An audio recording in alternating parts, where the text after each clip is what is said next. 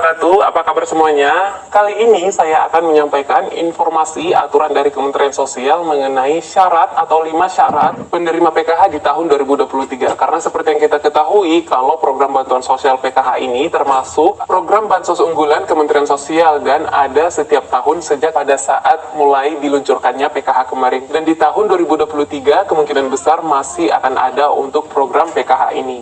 Namun ada 5 syarat KPM atau peserta PKH yang masih akan menerima PKH di tahun 2023 nanti sesuai dengan aturan yang berlaku. Jadi pastikan nonton video yang sampai habis ya agar mengetahui setiap informasi mengenai bantuan sosial PKH khususnya di channel ini.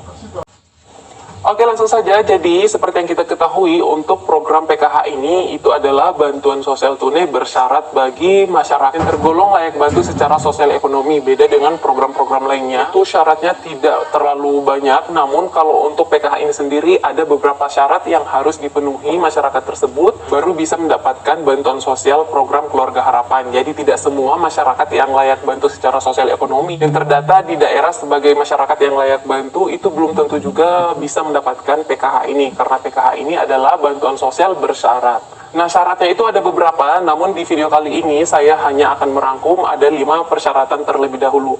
Nah, persyaratan yang pertama, KPM tersebut atau masyarakat tersebut harus memiliki komponen terlebih dahulu. Nah, komponen ini terdiri dari 3 komponen di dalam PKH, yaitu yang pertama komponen kesehatan, kedua komponen pendidikan, dan yang ketiga adalah komponen kesejahteraan sosial. Nah, yang dimaksud dengan komponen kesehatan ini contohnya apabila Anda adalah keluarga yang memiliki anak berusia 0 sampai dengan usia 6 tahun, atau Anda sedang dalam mengandung atau hamil. Nah, itu adalah termasuk di dalam komponen kesehatan di dalam PKH ini. Kemudian yang kedua adalah komponen pendidikan. Yang dimaksud dengan komponen pendidikan di dalam PKH ini adalah Anda memiliki anak sekolah yang duduk di bangku sekolah dasar kelas 1 SD sampai dengan kelas 3 SMA atau sederajat. Jadi apabila Anda memiliki anak sekolah mungkin SD atau mungkin SMP atau mungkin SMA, kelas berapapun itu selagi masih bersekolah, maka itu yang dimaksud dengan komponen pendidikan, dan Anda memenuhi syarat untuk bisa mendapatkan bansos PKH apabila Anda terdata sebagai keluarga yang layak bantu secara sosial ekonomi. Nah, kemudian yang ketiga adalah komponen kesejahteraan sosial.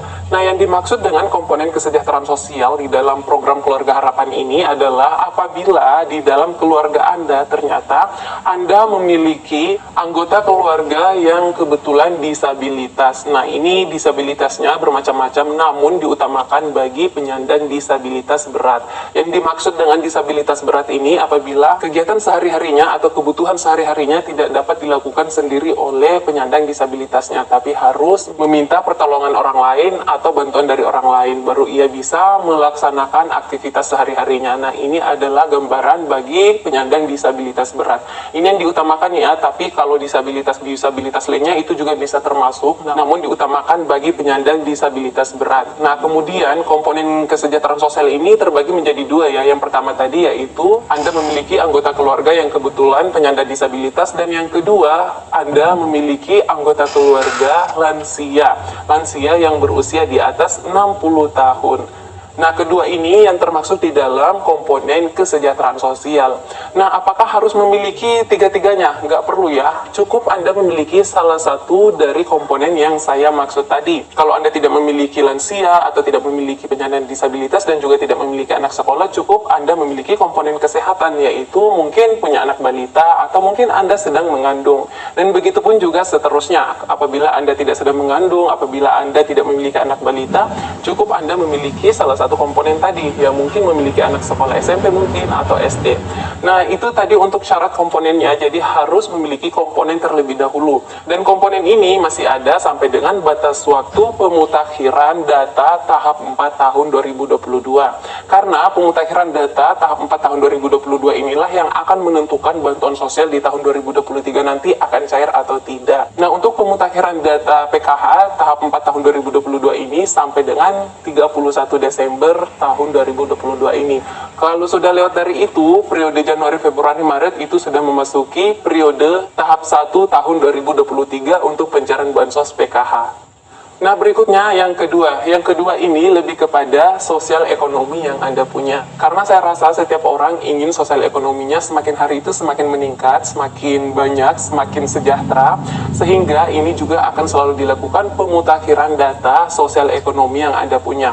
Dan apabila per tanggal 31 Desember nanti, pada saat dilakukan pemutakhiran data dan ternyata Anda di sana masih dinyatakan memenuhi syarat dari segi sosial ekonomi, maka itu akan menjadi indikator bansos PKH Anda di tahun 2023 nanti masih bisa aktif atau tidak. Tapi apabila sosial ekonomi Anda dinilai sudah mampu pada saat dilakukan pemutakhiran data per tanggal 31 Desember ini nanti, maka di tahun 2023 nanti bansos PKH Anda sudah tidak aktif lagi atau tidak bisa mendapatkan bansos PKH lagi. Ya paling enggak kalau memang Anda termasuk di dalam keluarga yang sudah sejahtera atau sosial ekonominya sudah meningkat pada saat dilakukan pemutakhiran data per 31 Desember ini, seharusnya Anda bersyukur, dan tentunya saya juga sangat senang karena melihat Anda sudah sejahtera secara sosial ekonomi. Lagian yang namanya ucapan itu kan semuanya adalah doa. Jadi apabila banyak yang mendoakan Anda sebagai keluarga yang mampu, maka insya Allah Anda benar-benar akan menjadi orang yang mampu secara sosial ekonomi. Selanjutnya yang ketiga yang akan menentukan bansos PKH Anda masih cair lagi di tahap 1 tahun 2023 mendatang atau tidak, yaitu apabila Anda tidak pernah melanggar yang namanya komitmen. Karena di dalam PKH ini, seperti yang saya jelaskan di awal tadi, yaitu adalah bantuan sosial tunai bersyarat, dan ada syarat-syarat yang harus dipenuhi. Jadi Anda yang menerima bantuan sosial, Anda juga harus memenuhi kewajiban Anda sebagai penerima bantuan sosial PKH. Dan salah satu kewajiban yang harus Anda penuhi di dalam PKH ini sebagai penerima PKH yaitu harus rutin mengikuti pertemuan kelompok yang biasanya dilaksanakan minimal 1 kali dalam sebulan. Nah, selain itu Anda juga harus rutin untuk membawa anak balita Anda ke posyandu. Itu bagi Anda yang memiliki komponen kesehatan anak balita. Selain anak balita yang dibawa ke posyandu, Anda juga apabila sedang mengandung harus rutin juga memeriksakan kehamilan Anda di posyandu setiap bulannya. Nah, kewajiban KPM berikutnya yaitu harus mendukung anaknya agar semangat bersekolah, dan paling tidak untuk kehadirannya di sekolah itu minimal 80%. Apabila di bawah itu, maka itu akan dianggap anak Anda tidak memenuhi syarat sebagai komponen penerima bansos PKH. Jadi tugas Anda juga harus terus-terus memotivasi anaknya agar rajin bersekolah, bersemangat bersekolah, paling sedikit untuk kehadirannya di sekolah itu minimal 80%. Nah, ini tadi untuk salah satu kewajiban sebagai peserta PKH ya, ini adalah termasuk di dalam komitmen antara penerima bansos PKH dan juga pihak pemberi bantuan sosial yaitu Kementerian Sosial. Jadi kewajiban Anda harus memenuhi komitmen ini tadi. Apabila ada salah satu yang tidak dipenuhi, maka ini yang akan menjadi indikator bansos Anda nanti di tahun 2023 masih akan aktif atau tidak. Berikutnya yang keempat adalah di dalam anggota keluarga Anda tidak ada yang status pekerjaannya sebagai TNI, Polri, atau pegawai negeri sipil.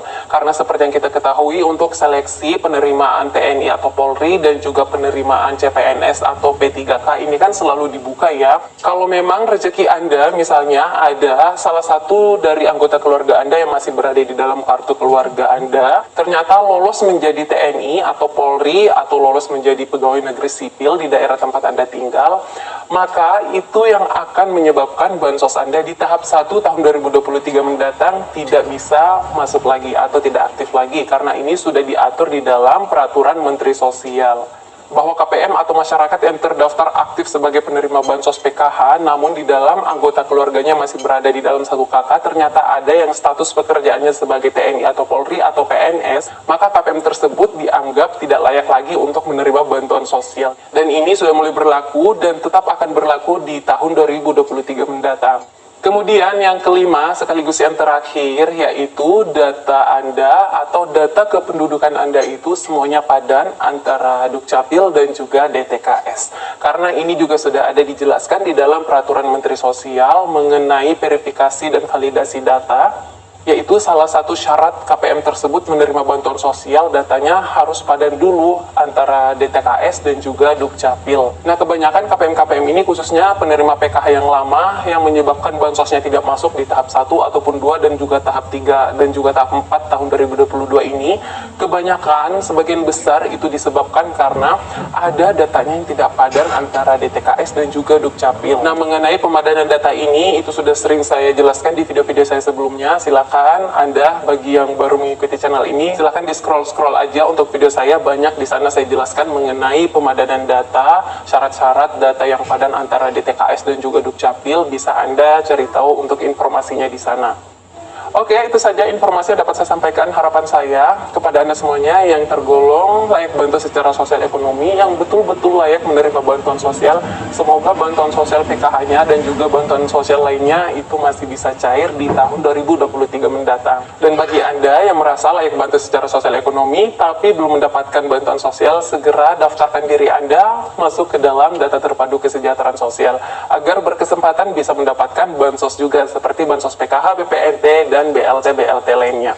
Caranya cukup mudah, Anda cukup mendaftarkan diri Anda masuk ke dalam DTKS melalui desa atau kelurahan tempat Anda tinggal, atau Anda juga dapat mendaftarkan diri Anda secara mandiri melalui aplikasi Cek Bansos. Nah, aplikasi Cek Bansos ini dapat Anda download di Play Store maupun di Web Store. Nah, di sana nanti Anda akan diarahkan untuk membuat akun terlebih dahulu, lalu kemudian Anda akan bisa mendaftarkan diri Anda atau 5 orang yang ada di sekitar Anda untuk bisa masuk ke dalam DTKS. Oke, itu saja informasinya. Terima kasih banyak yang sudah menonton video ini sampai habis, dan mohon bantuannya ya untuk share video ini ke seluruh sosial media yang Anda punya, seperti share ke Facebook dan juga ke WhatsApp, agar masyarakat yang lain, teman-teman yang lain juga bisa mengetahui informasi ini. Sekali lagi terima kasih banyak dan sampai ketemu lagi dan saya di video selanjutnya. Wassalamualaikum warahmatullahi wabarakatuh.